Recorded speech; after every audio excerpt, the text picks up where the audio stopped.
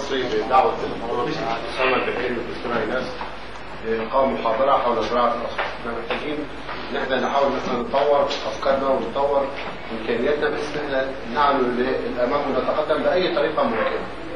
وهيسعدنا إن اللواء عبد المنعم ناصر رئيس الحزب والدكتور بهاء الدين حافظ بكري بيرحبوا بكم، وانا طالب الدكتور بهاء ان هو يقول كلمه، الدكتور عبد المنعم يقول كلمه والدكتور بهاء، ونبدا في المحاضره فورا ان شاء الله. اهلا بك. اتفضل يا استاذ. بسم الله الرحمن الرحيم. نرحب بالاستاذ الدكتور اسامه البحيري استاذ الزراعه بكليه زراعه جامعه عين شمس، والاستاذه ايناس. دكتوره ايناس. طبعا ارحب بحضراتكم كذلك.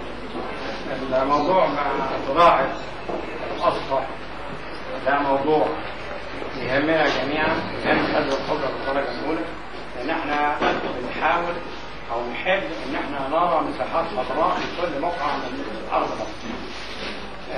الاسطح طبعا احنا بنستغلها دلوقتي استغلال سيء، هنلاقيها كلها مليانه كمامه وفيها يمكن فئران وفيها بلاوي يعني. طبعا لما نزرعها بدل الكلام ديت هو احنا قدرنا نوصل لدرجه كبيره من التخضر ومن النقايا البيئيه. فاحنا بيعملها نقايا بيئيه. طبعا احنا بنقول ان الزراعه والنباتات الخضراء مش بس فوق الاسطح، احنا عاوزين الزراعه والنباتات الخضراء دي والاشجار تكون في كل موقع في مصر. واحنا بصراحه احنا اعتدينا على الاراضي الزراعيه، كلنا منها 2 مليون فدان من اجود الاراضي، وطلعنا بدلها عمارات ومباني اسمنتيه. وهذه الاراضي الزراعيه صعب تعوضها جدا، لان الفلاح حتى عارف يقول لك الارض اللي هي قيمه هي يساوي الفدان فيها يساوي 20 فدان مصر. طبعا احنا من ضمن برضه الموضوعات المهمه جدا ان احنا نستثمر الصحافه.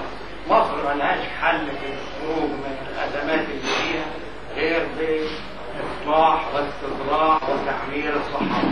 95% من مساحه مصر عباره عن سمك وغير مستغله.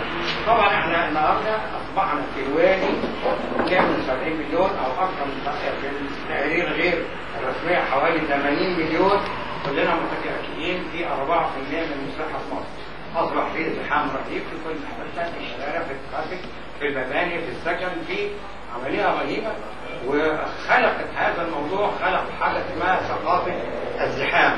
ثقافه الزحام النهارده يعني كل واحد يقول لك انا وبعض الطوفان.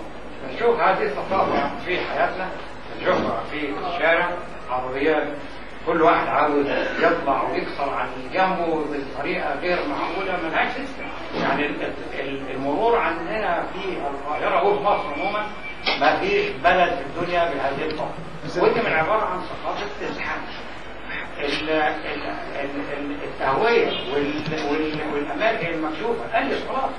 عندنا هنا انا ساكن على كان بيننا وبين العمران المهرانه اللي رايح لغايه القلعه كان في مسافه 3 كيلو. 3 كيلو كان في مباني. دلوقتي المباني بدات ما تردش علينا لغايه ما بقى المسافه حوالي 30 متر. 30 متر مباني عشوائيه. طبعا احنا هنا في القاهره عارفين ان القاهره حي من الباشا تحت لغايه الوضع ده كان ارض المهندسين والاواف دي كان ارض زراعيه. الهرم كلها كانت ارض زراعيه هي وشيء. المعادي كان ارض زراعيه. يعني احنا انكروتش على اراضي زراعيه، واحنا عاوزين نعوض بقى. احنا اولا نخرج من الموضوع بتاع يهم الدوله في الخطه بتاعتها، انما احنا النهارده نستغل بقدر الامكان الحاجه المتاثره بينا. قدامنا الاسطح، والاسطح ديت النهارده اللي مليانه بلاوي وفيها كل حاجه ما قديمه ولا حاجه مطلعه فوق، وبتأوي حشرات وبتأوي فئران يعني خطر.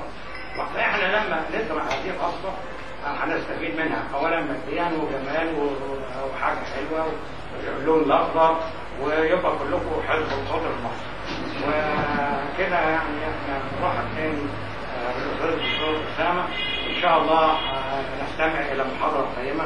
هو قال لنا على بعض المبادئ او يعني الافكار بتاعتها، وهي اعتقد ان شاء الله نستفيد من هذه المحاضره. شكرا.